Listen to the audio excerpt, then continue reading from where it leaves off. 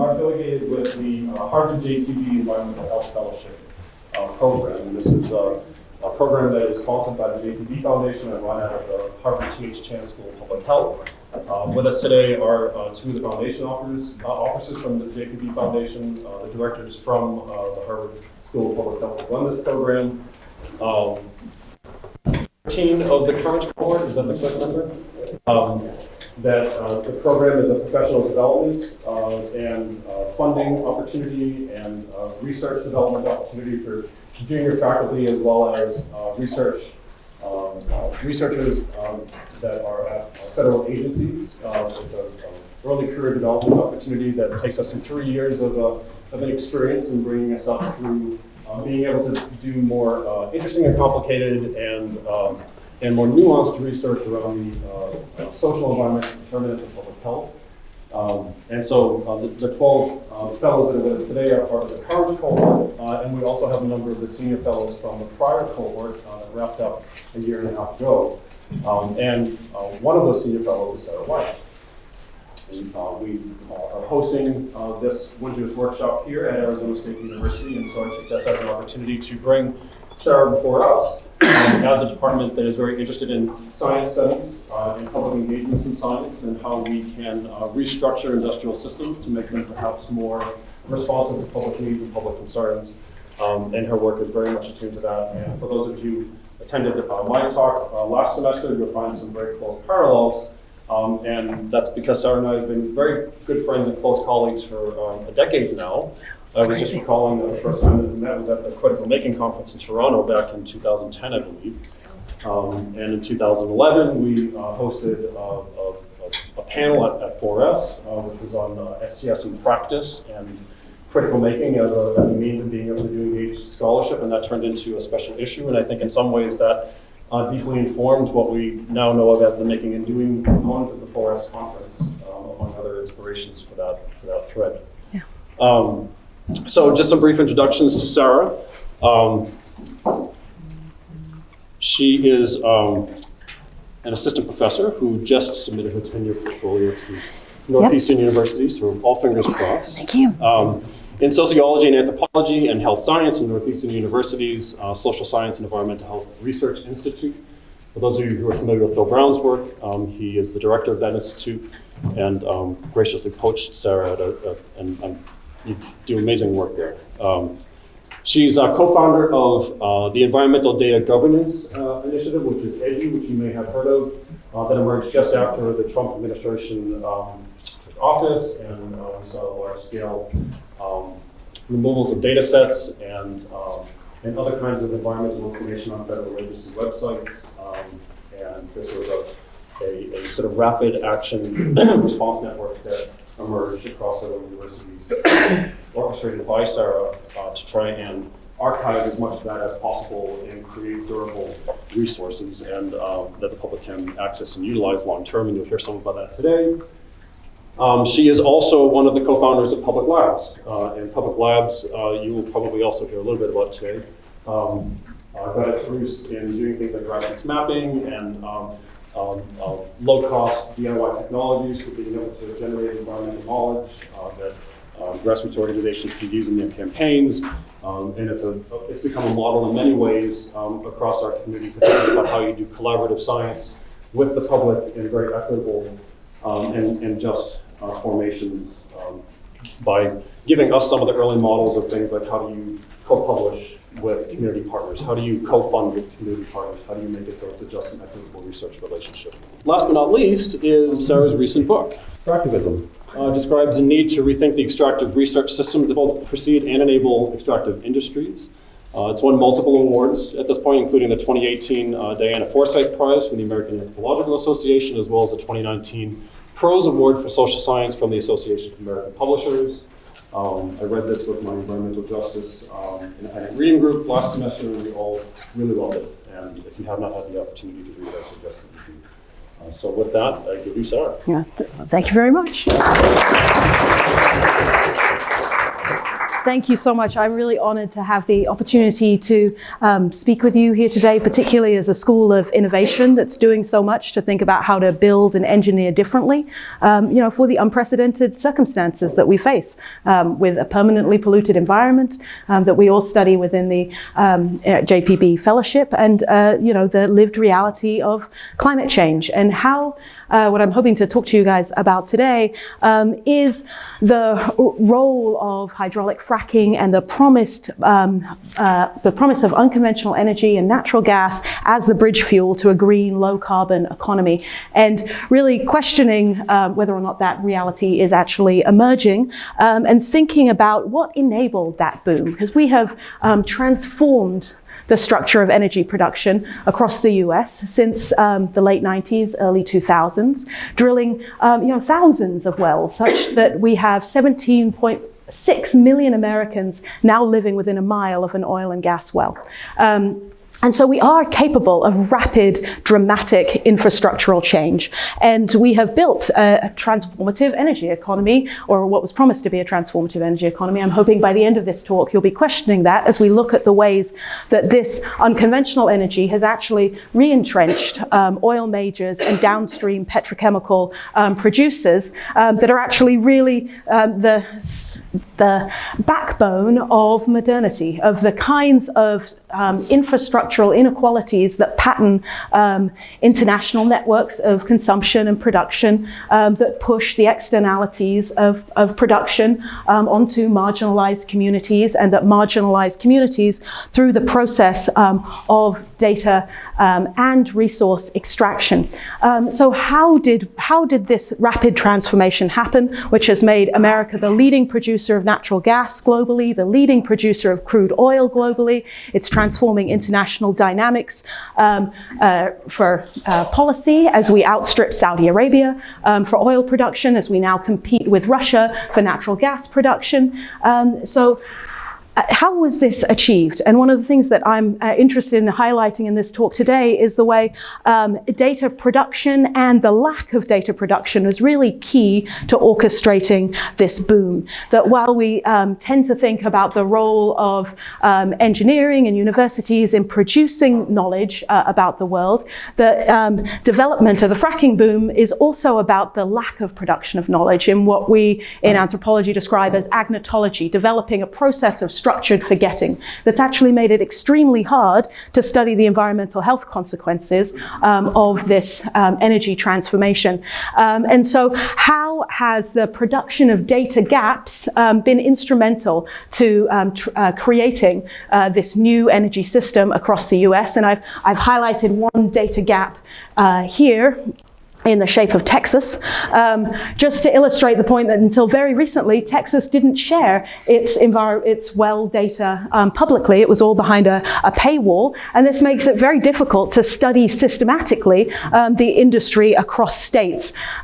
So how can we think about the productive role of silence, and how silence is also technically produced in understanding what I describe as the fracking Mobius strip, the way in which this extractive economy, which depends on many synthetic chemicals, is also increasing the production of petrochemicals and leading to a reinvestment in petrochemical production in the United States. And really undercutting this idea that this is going to deliver us to a green carbon economy. So just a brief review of what hydraulic fracking is, why it changes the dynamics of energy production so much.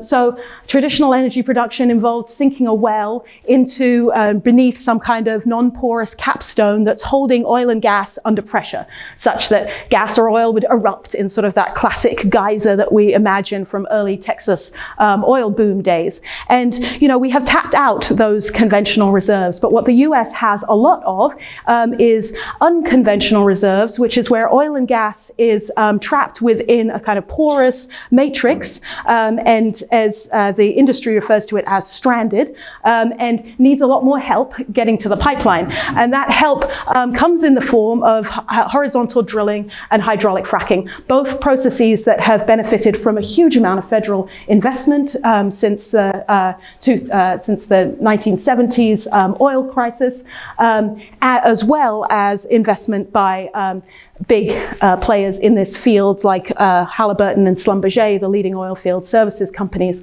who are all very interested in how we can make these bands of resource-rich rock produce. And the solution has been to drill horizontally into them up to 10 kilometers, and then put in explosives that create holes in the pipeline, and then to force into that pipeline at very high volumes, very large amounts of fluid at very high pressures, sufficient to create a mini seismic event that produces these fissures in that matrix, creating routes for the oil or gas to get to the pipeline. And these are propped open by little bits of sand called proppants. And wells, this changes the dynamics of oil and gas production so much, because now any space that you can sink a well into, in say the Marcellus Shale region, which is underneath New York, Pennsylvania, Ohio, and West Virginia, can be forced to produce.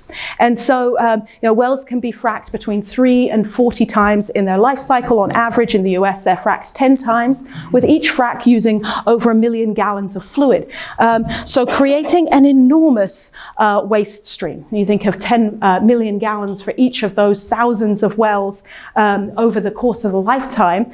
One of the things that was really not analyzed as the fracking boom expanded was what we're going to do with this massive quantity of waste. So just to give you a sense, these are images from where I did ethnographic research in 2006 in Colorado, in Garfield County, that was experiencing one of the early booms in unconventional methane, coal bed methane extraction. And you can see these big, long waste pits here. That's an 18-wheel truck, to give you just a sense of the scale of the waste pits that were appearing within Colorado. And this is a particularly interesting place that we looked at, where we really could not figure out, what are we seeing here? What is this straw-like formation? And so we actually drove through this property, which used to be ranch land that had been transformed into oil and gas production in the space of maybe 3 years. And this is actually sort of like an industrial fountain with 3 more than Olympic-sized pools, with fountains spraying water and the produced fracking fluid up into the air to try and get rid of it by evaporation. And this is a massive sprinkler system that sprayed that waste up into the air. And you can see some of the residue from that spray. That's what's creating that straw-like texture on the tarpaulin. And so I worked with community members who live just downwind from these facilities, and started experiencing all sorts of real changes in their quality of life. But things like paint suddenly peeling off the side of their house, developing respiratory distress when they're going outside, developing sicknesses in their cattle. And there really was nowhere for them to turn to for information about what could be happening in their air, what could be explaining these changes that they were experiencing. And that's because of another big information silence around the expansion of this industry, the 2005 exemption of hydraulic fracking from the Safe Drinking Water Act. And this was really achieved by the Bush-Cheney administration, with Cheney being the former CEO of Halliburton, one of the 3 leading oil field services companies that stood to gain enormous amounts of wealth from the spread of this practice. And they were really concerned that if hydraulic fracking was regulated under the Safe Drinking Water Act, every state would need an underground injection control plan, in which every fracking operation would have to be documented, all of the chemicals used, and they would actually have to monitor what happened during the fracking operations to prove that usable sources of drinking water were not contaminated. So it's that kind of information absence that the people that I worked with fell into. There was no record for them to turn to of what chemicals were used in fracking. There was no monitoring being developed about what they might be exposed to. And in my book, I contrast this absence of data to the massive quantities of data that animate and enable this industry. So this industry begins with having a great map of the subsurface, of knowing where oil and gas reserves are, and being able to formulate a plan plan about how you're going to extract them. And that isn't just a technical plan, that's a social plan about how you're going to influence policy, like that 2005 exemption, to make it feasible for you to extract this resource on a very large scale. So these ships are some of the largest moving objects on the planet. They're Schlumberger's seismic imaging ocean fleet, which pulls behind it basically a matrix of sensors that can be 16 square kilometers wide, pinging the subsurface of the ocean to find oil and gas reserves. And they have their own proprietary satellite network that information is beamed up to, and then they led development of four-dimensional virtual reality modeling so that they could build virtual reality suites in Tokyo, Houston, Paris, and New York, where oil majors could access these maps and make plans on how they were going to extract those resources.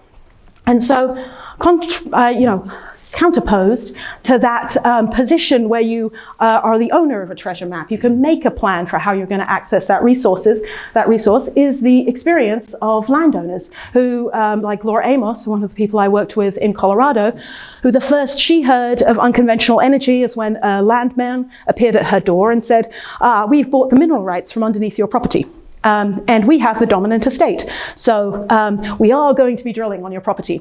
We can either make a surface use agreement with you, or we can sign a bond on with the state and, in case we damage anything so severely, and we'll be drilling wherever we want.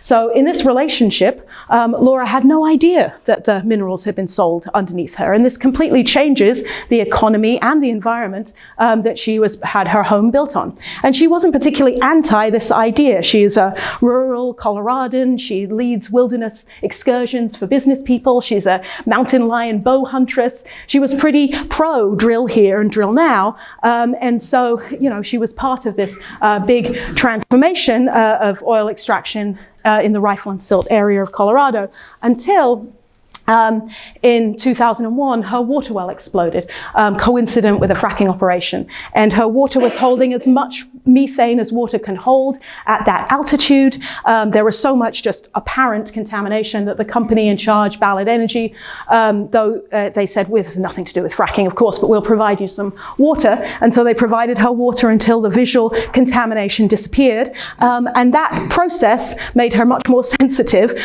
to what could this mean for her environment, what could this mean for her health, what could it mean for her property value, because she can now no longer sell on her property with this water contamination. So she became interested and much more kind of engaged in environmental movements at that moment, and she started researching issues around fracking. And in that research, she came across a document written by Theo Colborn to the Bureau of Land Management and the Forest Service about chemicals used in fracking and drilling on the Grand Mesa. For those of you who study environmental health, the name Theo Colborn might be familiar to you. She was a really pioneering scientist within the field of endocrine disruption. She was one of the first people to formulate the endocrine disruption hypothesis, the idea that many synthetic chemicals could be biologically active and affecting immunological, reproductive, and neurological development in utero. And so she was particularly well positioned to be thinking about what are the long-term consequences of the use of these kinds of chemicals. But she was thinking she was writing for 10 years, 15 years in the future. She did not expect to get a phone call in 2004 from Laura Amos, who had just developed a rare form of adrenal tumor with no family history of adrenal tumors, and had read a memo written by Theo about one chemical used in fracking, 2-BE or 2-butoxyethanol, for which there are no human epidemiological studies, but that mouse studies show elevated numbers of malignant and non-malignant tumors of the adrenal gland. And she had this kind of aha moment of, oh my gosh, could my adrenal tumor be related to contamination of my water?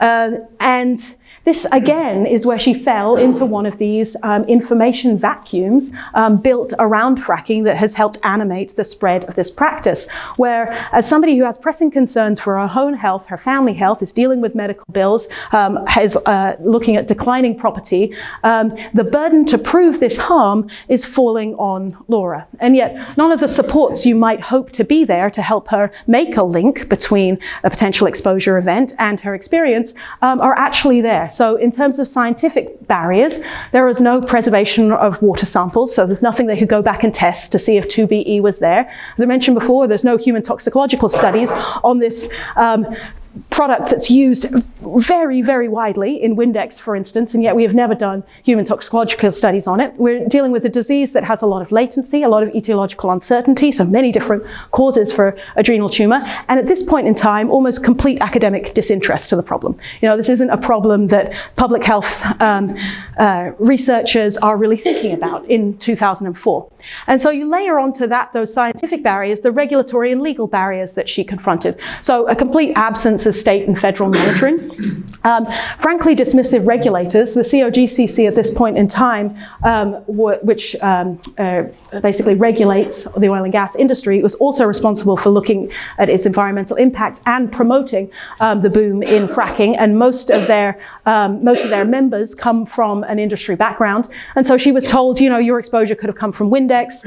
There's nothing that you should worry about. She has to face this issue of proprietary data where Schlumberger and Halliburton, in competition with each other, don't want to share their kind of secret sources for fracking, and so are adding to this kind of information vacuum. And then by the time she's experiencing her adrenal tumor and made this connection with Theo, the well itself has changed hands 3 times.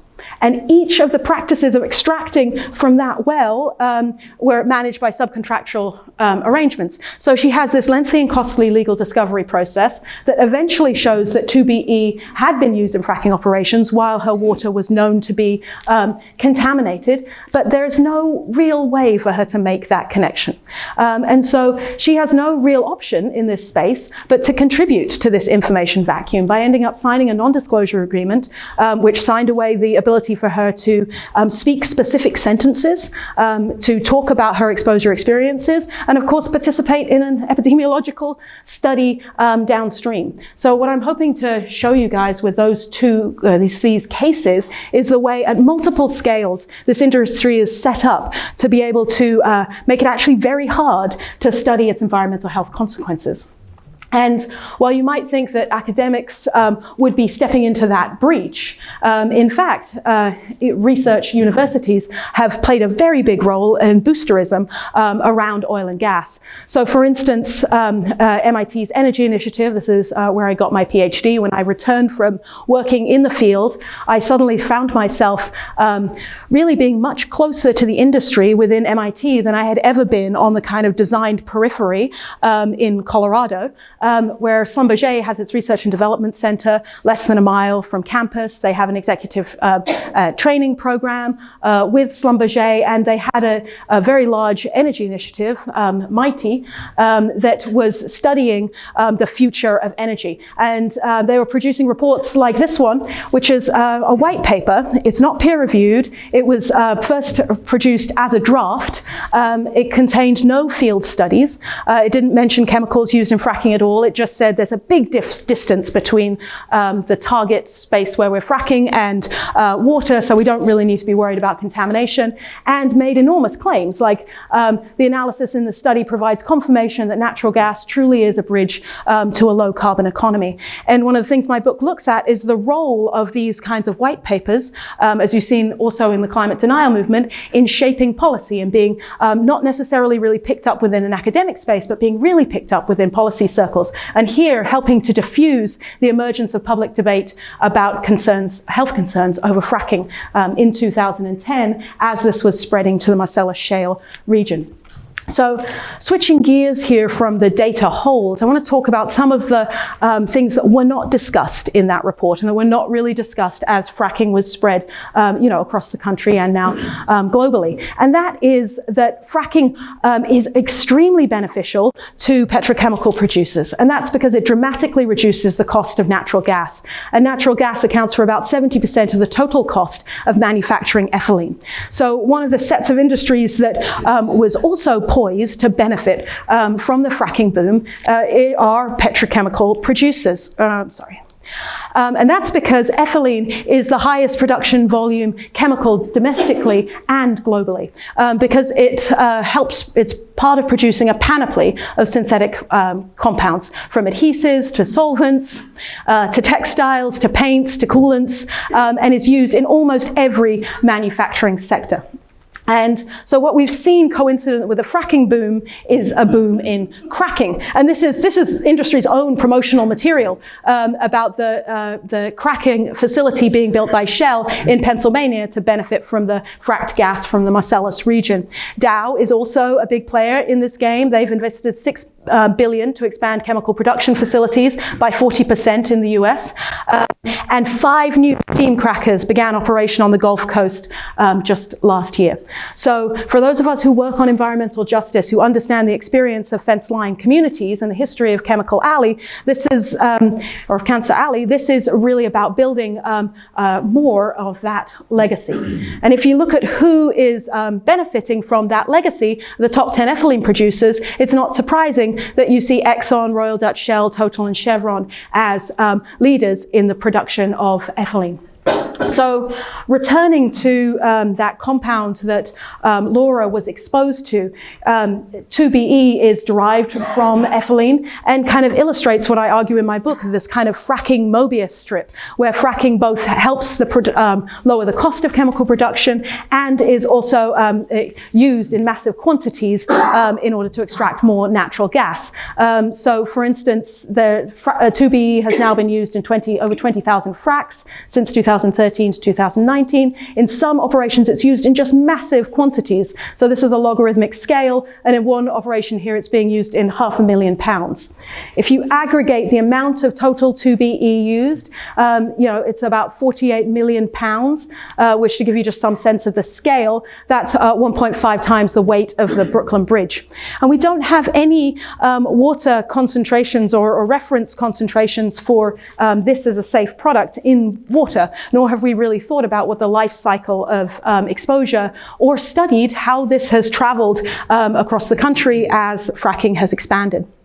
So the other thing that was really not discussed in that report is that fracking is equally useful for extracting oil as it is for extracting natural gas. So what we've seen is a parallel boom in oil production to shale gas production, such that under the Obama administration, domestic oil production increased by 88%, which was then the largest increase under any administration in history. That was, of course, until the Trump administration, which has doubled down on the domestic development of energy resources. And one of the first things Trump did as he came into office was sign an executive order allowing the finalization of the DAPL pipeline, which has already had multiple leaks. And on a principle that this would produce more jobs, it only takes 40 jobs to operate the entire DAPL pipeline. And when we look at it, the reason I want to highlight this is we're building an infrastructure that's going to continue to demand natural gas and oil for the next 100 years, 50 to 100 years, because we're making massive investments. DAPL cost $3.7 billion to build, 2.5 billion of which was financed by loans from 17 different banks. The 25 top banks invested 9 times more in fossil fuels than renewables from 2004 to 2014. So despite the lived reality of climate change, we're building an infrastructure that's going to continue to demand these resources. And this is one of the things that these two industries have achieved, which is becoming infrastructural in a way that your demands kind of continue to need to be met for all sorts of different reasons. And so we're now still experiencing this boom in oil production, where crude oil spiked 17% in 2018. And again, the United States is the largest crude oil producer in the world.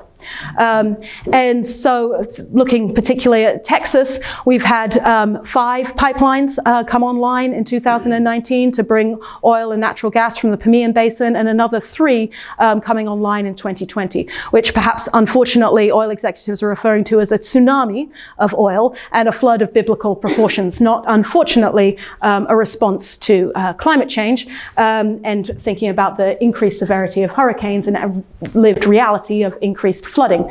And getting back to whether or not fracking is actually this bridge fuel to a low carbon economy, what we've found across this pipeline is it's profoundly leaky.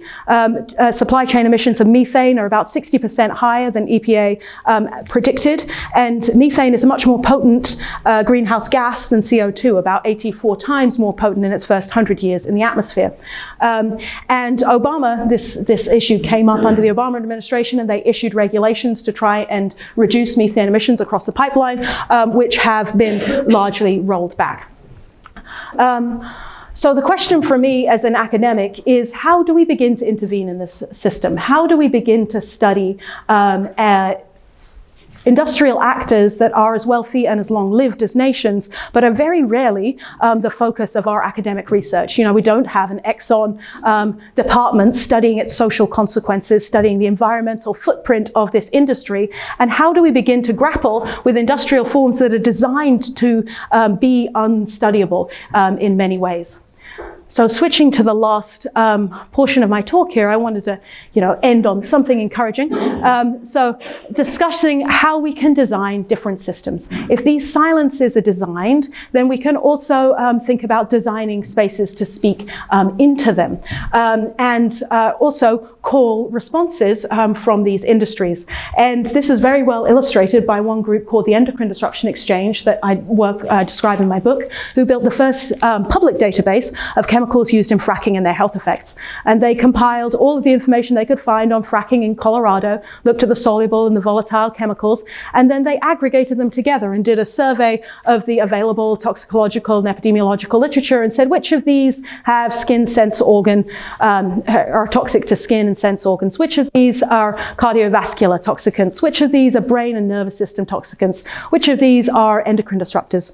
And they basically tried to look at the industry in aggregate and predict possible systemic harms. And one of the benefits of this is the production of this database is it kind of forces the industry to come to the table. If they want to argue with TEDx, they also have to start providing information here. So my book looks at the impacts of the TEDx database, how it helped inform the first congressional investigation into the issues of chemicals used in hydraulic fracking.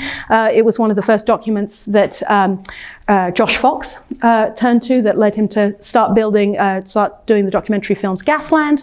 It had an interesting side effect for the EPA, where so many of the chemicals that they looked at were actually listed as Superfund chemicals, that they started looking at water contamination in Wyoming under Superfund, and found breakdown products of 2BE in Pavilion, Wyoming's water, which they thought could potentially be due to fracking. This study was so contentious that it's actually never been released and gone into one of these interminable cycles of review, unfortunately.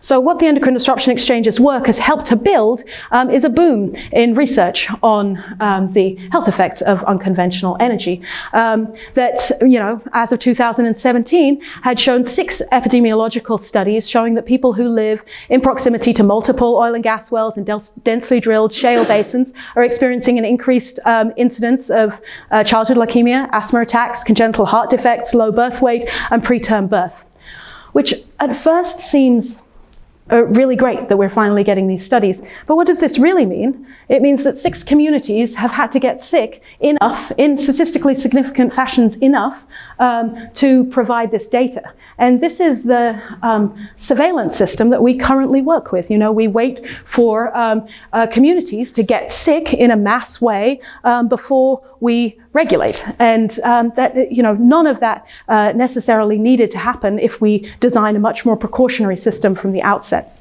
So thinking about the design of more precautionary systems, my dissertation research worked on developing community monitoring tools for the oil and gas industry. We built the first web-accessible database of oil and gas wells across 5 states, so you could look up a well in your area.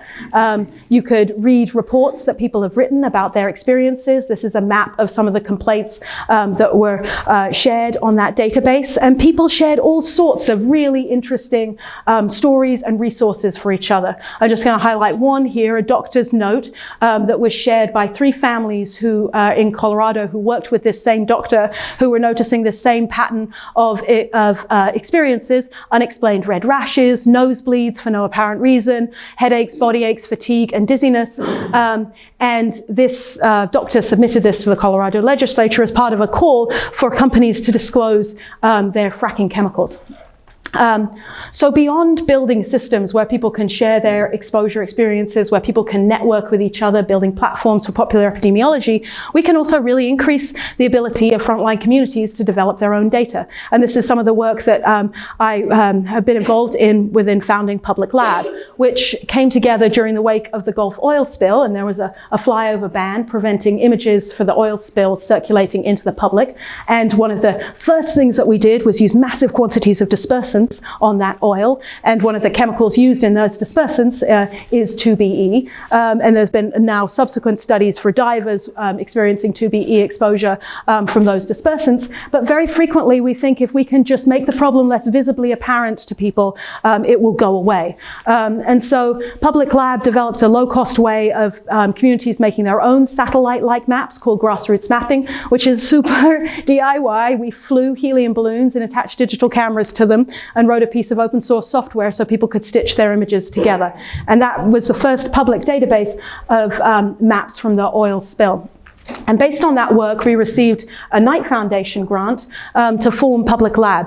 And what we've built is a public forum for research and development, where, like an open source software community, you can go and find out how to build one of our science kits. You can see the people who've contributed to its development, and you can find a map of where people are using it in their own research, and talk to each other about, or talk to other people about how they have used this tool and iteratively develop it. And so we've developed a whole ecology of different Public Lab tools at this point. Hacks for your camera that can allow it to see into the near infrared, so you can look at plant health with it, which is pretty interesting. We've developed a spectrometer adapter for your phone, and one of the projects that I've been funded through the JPB Fellowship to do is developing photographic paper to map a neurotoxic gas associated with oil and gas production, hydrogen sulfide.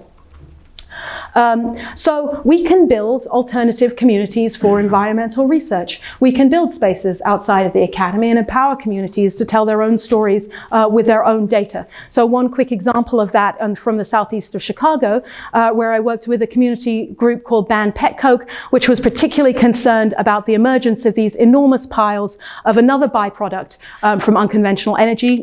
This is pet coke. It's a byproduct of tar sands refining, and it came to be stored along the Calumet River here because of its history in steel production. And the community had no idea that this was a new product. They thought these were just piles of coal, which had been very familiar in the steel production landscape.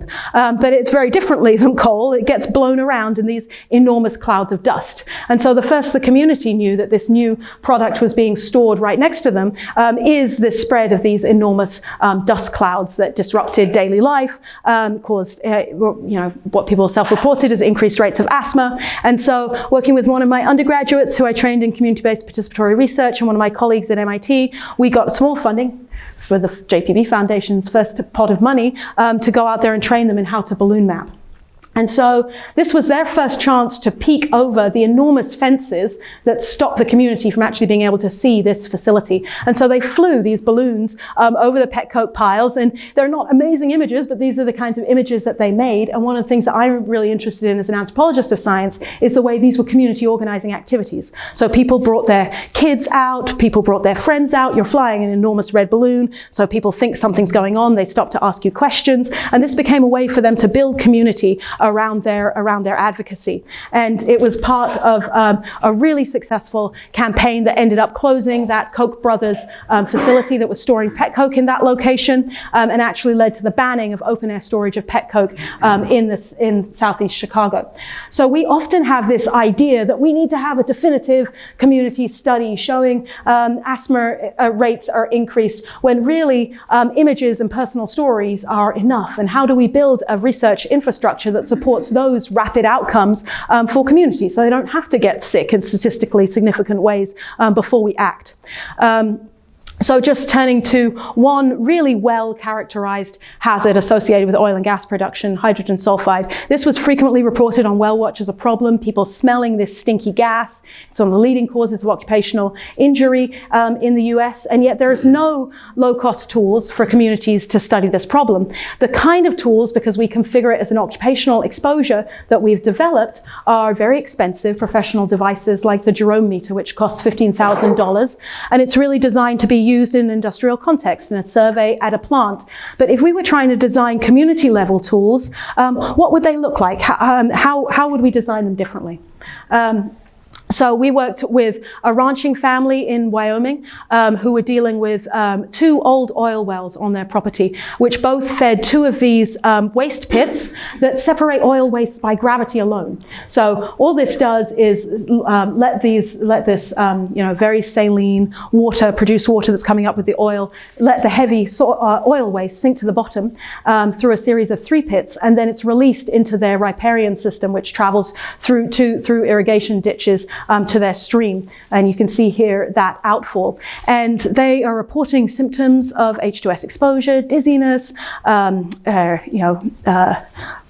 and problems with their nose and eyes burning, and they had an increased rate of miscarriage in their goats that were grazing by these facilities, and they were just routinely dismissed by regulators.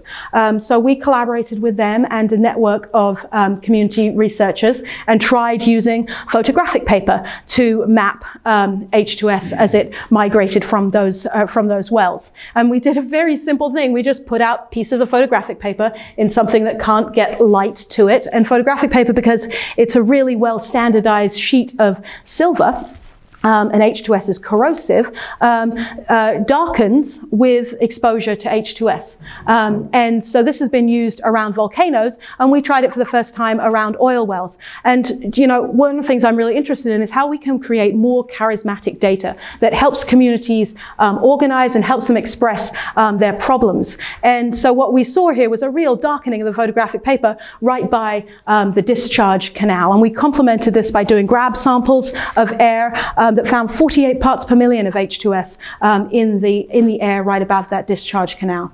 And so that was some of our preliminary data that we brought to the JPB group. And this, for the past 3 years, I've been working in the sewage treatment plant, validating whether or not you can reliably use photographic paper to look at H2S concentrations. And we've just published our first scientific paper about this, where we describe the development of a colorimetric scale for saying how dark is my piece of photographic paper, what is therefore the concentration of H2S. And one of the things that we did in this study, because we validated it in a sewage treatment plant where H2S is regulated, where people are trained in H2S safety, where it's alarmed for hydrogen sulfide and the air is scrubbed clean before release, we've been able to add a benchmark to our scale for the average H2S concentration in that location. So communities can now say, I'm exceeding what's in this regulated space where we can actually manage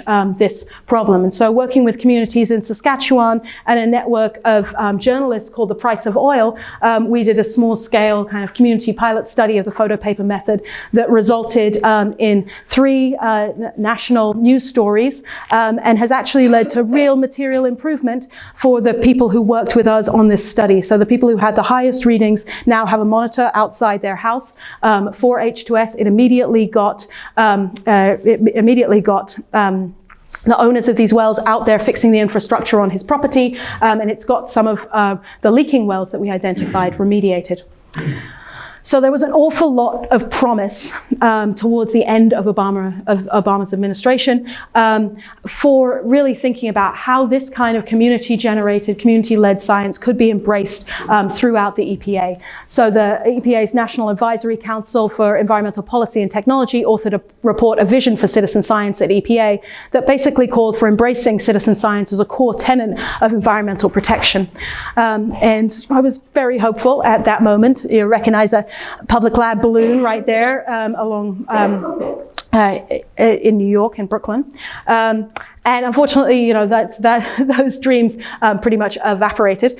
And instead, I became part of forming this organization called EDGI, the Environmental Data and Governance Initiative, which has been working to network academics and nonprofits and the public to make a public call for the importance of environmental data and the importance of environmental protection, and trying to follow what's happening as in this sort of deregulatory moment government. So the first thing we did was organize data rescue events across the country. We organized over 60 archiving events where we downloaded data sets important for proving things like climate change and environmental justice, and built a repository for them at the University of Pennsylvania libraries. And we also archived as many federal agency URLs as we could to the Internet Archive. So we could say, what did these agencies have during the Obama administration and what might be lost?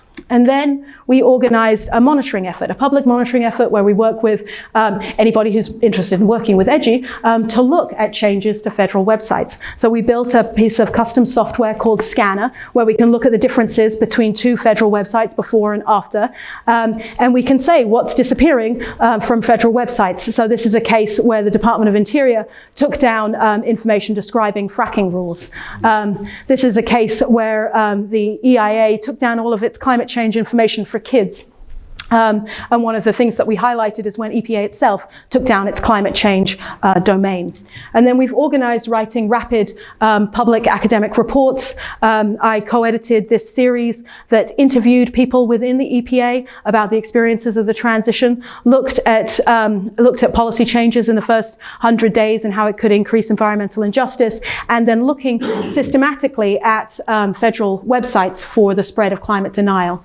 And we just released this summer a systematic review called The New Digital Landscape that shows how the mentions of climate change on EPA's websites decreased by 62% and clean energy 70% over the period of the Trump administration so far. And I've been really interested in how we can engage this work in our courses and really think about building public work for monitoring the state. And we also released a report called The Sheep in the Closet, which used available data from EPA's Enforcement and Compliance History Online, ECHO, website to look at how enforcement has declined under the Trump administration. And this had great impact. We ended up testifying before Congress in one of the first Energy and Commerce Committee investigations of EPA enforcement practices. And EPA is mandated by Congress to enforce environmental laws. So this is one of the key kind of pressure points for Congress holding the EPA to account for making sure that we're not having just a decline in case initiations here of 36%, where the EPA is not initiating cases against companies that are operating outside of their permits. And to give you a sense of the scale of companies operating outside of their permits, before Trump took office, 24% of American companies were operating in significant violation of their Clean Water Act permits.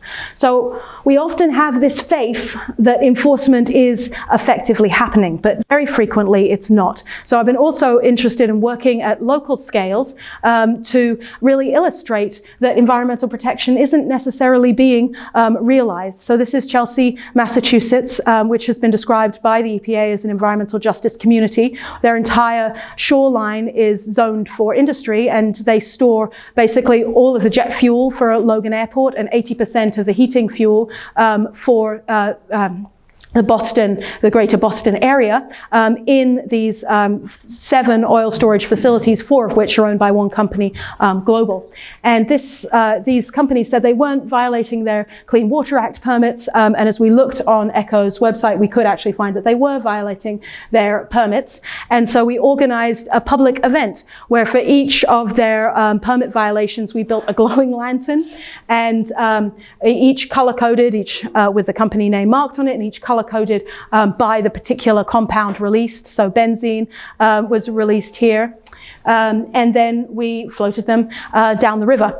And this has had a really great impact for Greenroots, the environmental justice organization that I collaborated with now when they have violations, the companies come and talk to Greenroots. And we had a series of conversations with the managers, the environmental managers for each of these facilities, discussing why they were having these violations. Why was one area, whereas one company able to do better than another, particularly for Global, which was responsible for the vast majority of the violations.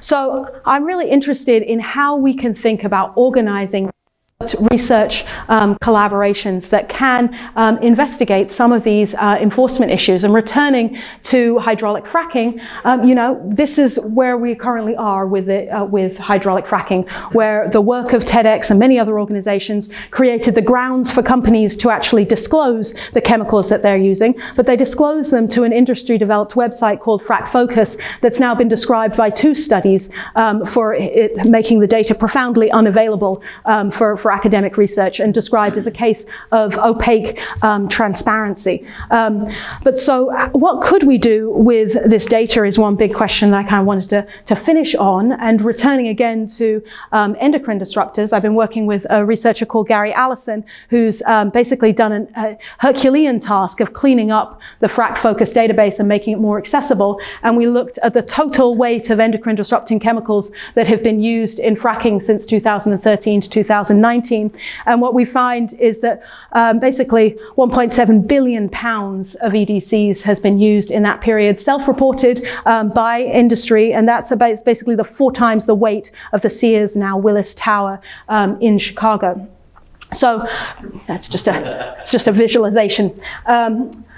So, really, if we're going to build infrastructural accountability for these industries, we have to be building different kinds of research networks that I describe as a form of civic technoscience that raise questions about how we wish to live collectively, and that actually enable us to study these industries on the scale that they operate and on the scale that they are able to shape policy. And so what I've been trying to describe to you is how we can build open source public data infrastructures to analyze systemic industrial harms, how we can combine research and advocacy. We think of research for and with companies as something not having a politics, but very frequently research with community groups is framed as advocacy. And I think that's frankly just a case of politics, that all research has politics, and we should really be thinking of corporate research as a form of advocacy. And we should be combining research on climate change and endocrine disruption and really thinking about the combined toxicity of this infrastructure of the oil majors and petroleum production, which really comprise so much of all of our daily lives. So how can we create digital networks that connect grassroots communities, nonprofits, and academics, really combining efforts on research and advocacies across industrial supply chains, so connecting people who live near oil storage to people who live near oil extraction. How do we make data gathering analysis community-centered? Really thinking about research as a performative activity, being out there with a red balloon, declaring that we're doing research, and developing better metrics for harm, all in order to theorize, enact, and defend the public right to research, and really thinking of each of us as we start to think about how much is extracted from us in terms of data, leading towards informatic capitalism right now, the rights of research publics. How do we think about ourselves as research publics, and how do we also, at the same time, defend our public right to research? So thank you so much for your time. I really appreciate it.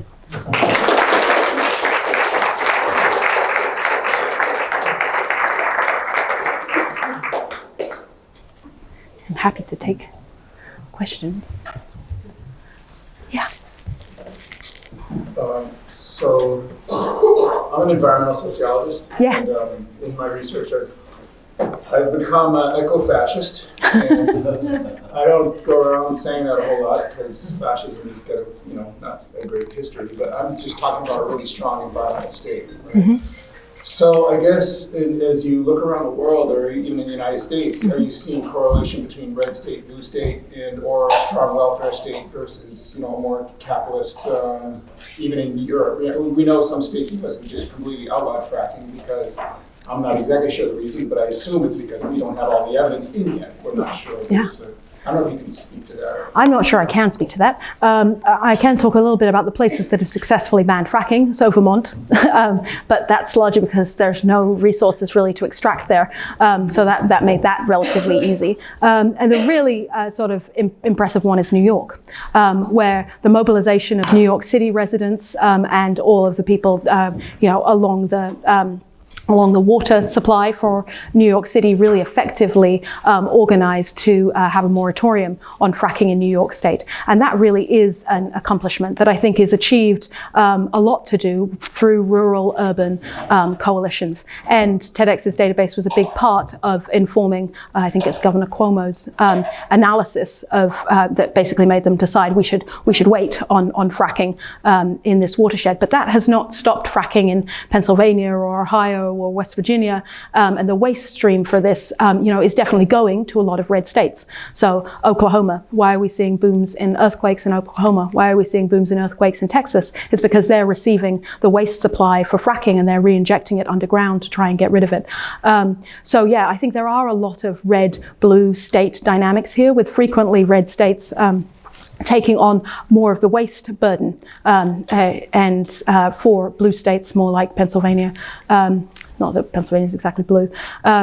So yeah, I think there's huge differences based on political leaning. And what's so interesting is the way this industry is able to form basin-wide strategies to influence regulation. So one of the things I track in my book is the way the industry was able to take a 9-year plan in Ohio to move decisions about zoning to the mineral management division, which basically took away home rule and meant that you could frack in suburban areas. And so the first that people in Cleveland really learned about this is when space is getting leased for fracking and unconventional wells in suburban Cleveland. And yet the industry had been able to kind of orchestrate and develop that campaign for 9 years ahead of that. So, one of the things that I'm really interested in is the way in which this industry is able to occupy a strategic position and be able to manage and shape policy, and manage both red and blue. This has been a Democratic and a Republican uniting issue. Clinton was a big supporter of natural gas extraction. So this isn't an issue that just falls down party lines.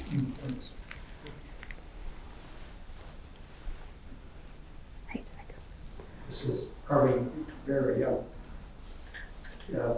politic of me to ask you, but you're alumni of MIT. Yeah. And we've watched MIT going through the gut-wrenching reconciliation over the duplicity with Jerry.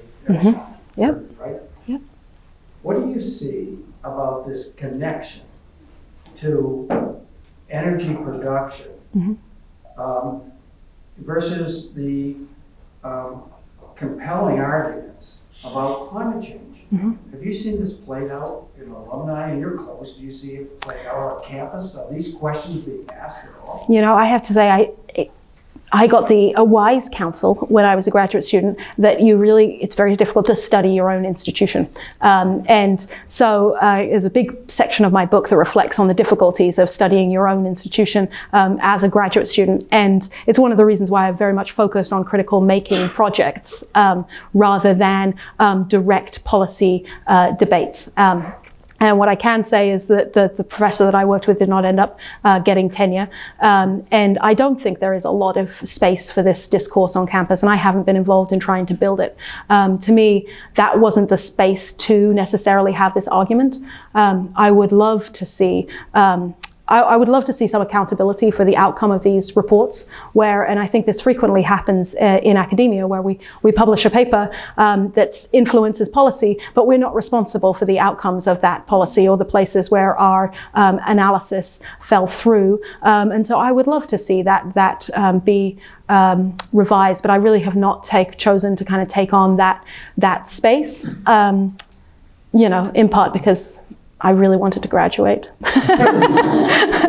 And it's a really difficult bind within engineering education that we don't see and don't understand and study corporations as social actors. And we think about these choices as being technical development. The money put into the development of seismic imaging wasn't seen for the kind of extractive information economy it's going to build. So it's much more than just an MIT problem. It's about how we think about technology as being something that's not social.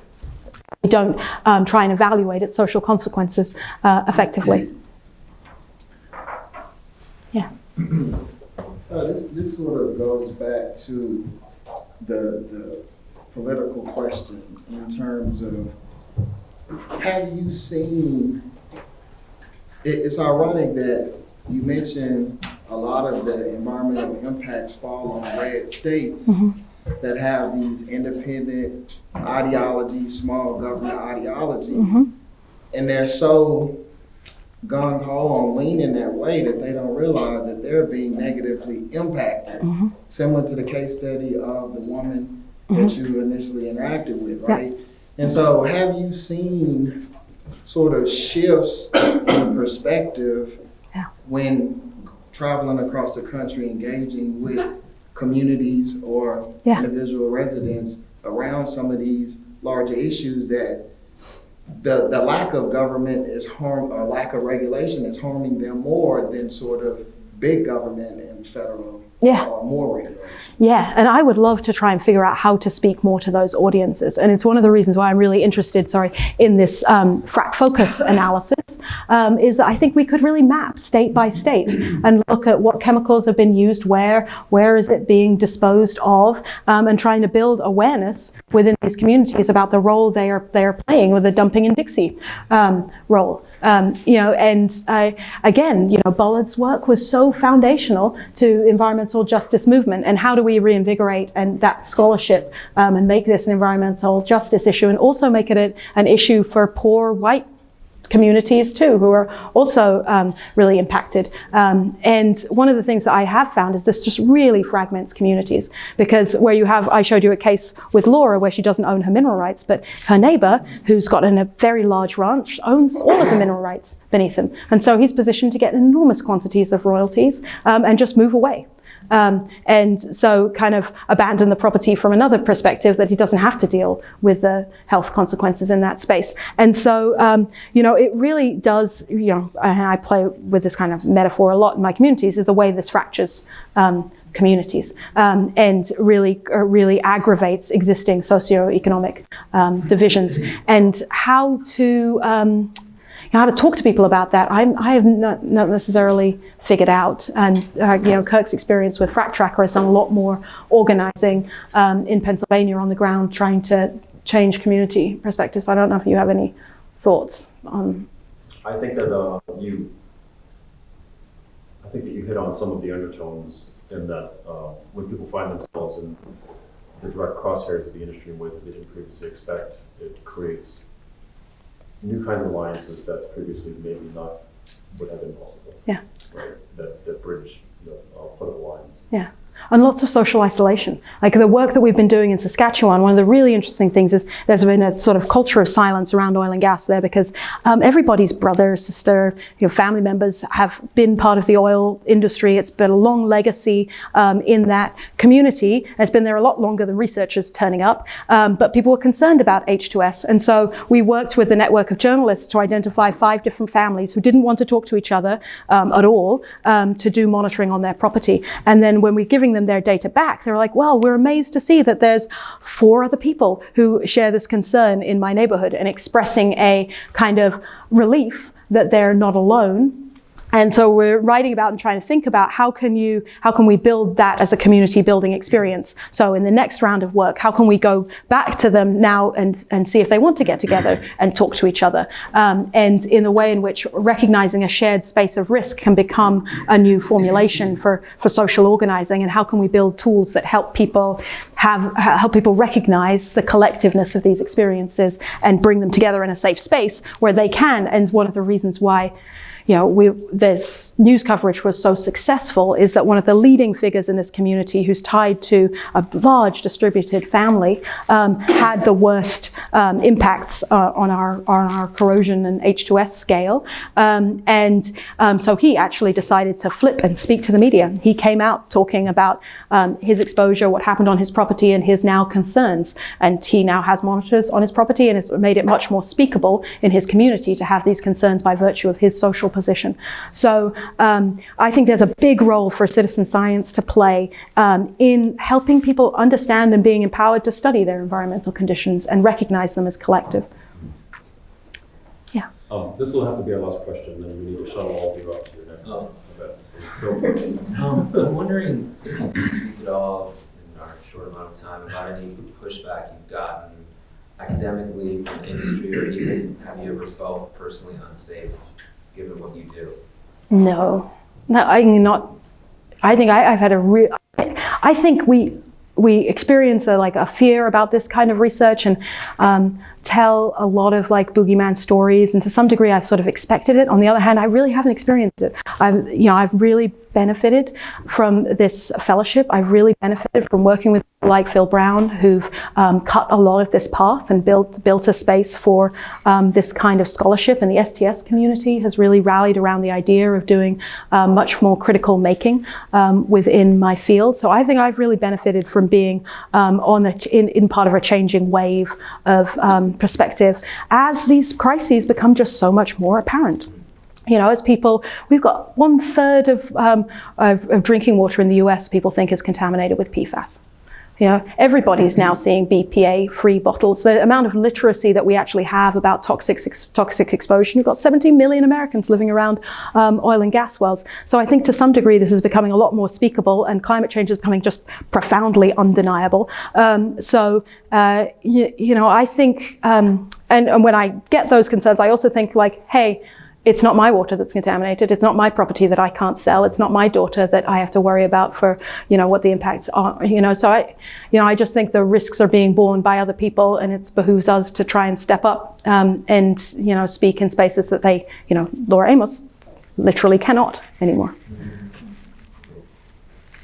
Thank you so much. Thank you.